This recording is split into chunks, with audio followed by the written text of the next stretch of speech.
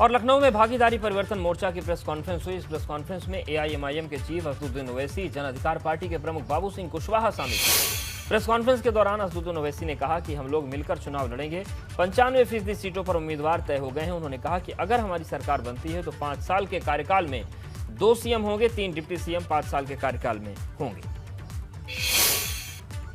उत्तर प्रदेश की जनता इस अलायंस को, इस मोर्चे को सत्ता देती है तो ये तय हुआ है कि 5 साल के टेन्योर में 2 मुख्यमंत्री होंगे, एक ओबीसी समाज के और एक दलित समाज के, और 3 डिप्टी सीएम होंगे जिसमें मुस्लिम समाज का भी एक डिप्टी सीएम होगा। हमारे दरमियान में बाबू सिंह कुशवाहा साहब जन अधिकार पार्टी के अध्यक्ष हैं, जनाब वामन मिश्राम साहब राष्ट्रीय परिवर्तन मोर्चा के अध्यक्ष हैं, रामचरण कश्यप साहब भारतीय वंचित समाज पार्टी के, कमलेश चौहान साहब जनता क्रांति पार्टी के, परविंदर प्रताप सिंह नेशनल प्रेसिडेंट बहुजन मुक्ति पार्टी, और जनाब शौकत अली साहब जो एआईएम के यूपी के अध्यक्ष हैं। तो हम तमाम ने मिलकर ये फैसला किया है कि हम लोग उत्तर प्रदेश के आने वाले विधानसभा में हम सब लोग मिलकर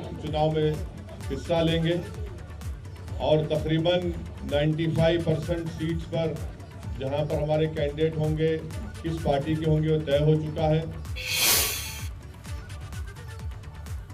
और चुनाव से ठीक पहले यूपी में बने एक और मोर्चे ने लड़ाई को दिलचस्प बना दिया है। किन मुद्दों और किन वादों को लेकर भागीदारी परिवर्तन मोर्चा बनाया गया, इसे लेकर एबीपी गंगा से बात की बाबू सिंह कुशवाहा ने। उत्तर प्रदेश की अगर बात करें तो यहाँ पर मौर्य, सैनी, साक्य, कुशवाहा ये वोट काफी अधिक संख्या में, और इसीलिए बाबू सिंह कुशवाहा कहीं ना कहीं हर पार्टी के लिए एक जरूरत सी बनते नजर आ रहे थे।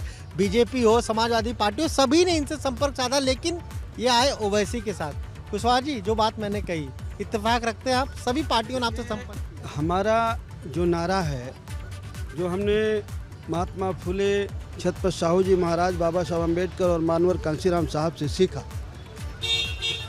फुले और साहू और अम्बेडकर के ज़माने में तो हम नहीं रहे, लेकिन मानवर कांशीराम साहब से जो हमने सीखा वो हमने यही पाया कि जिसकी जितनी संख्या भारी उसकी उतनी हिस्सेदारी।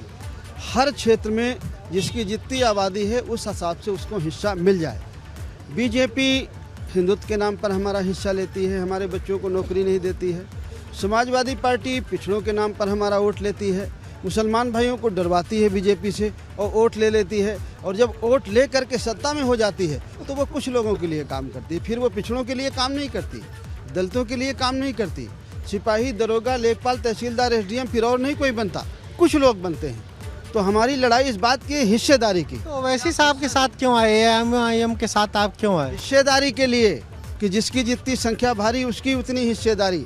मुसलमान भाई को भी हिस्सा मिले, दलित को भी हिस्सा मिले, पिछड़े को भी हिस्सा मिले, गरीब को भी मिले, कमज़ोर को भी मिले, सवर्ण को, अवर्ण को, सबको हिस्सा मिले। उन्होंने कहा कि 5 साल में 2 मुख्यमंत्री बनाएंगे, एक दलित जाति से, एक पिछड़ी जाति से।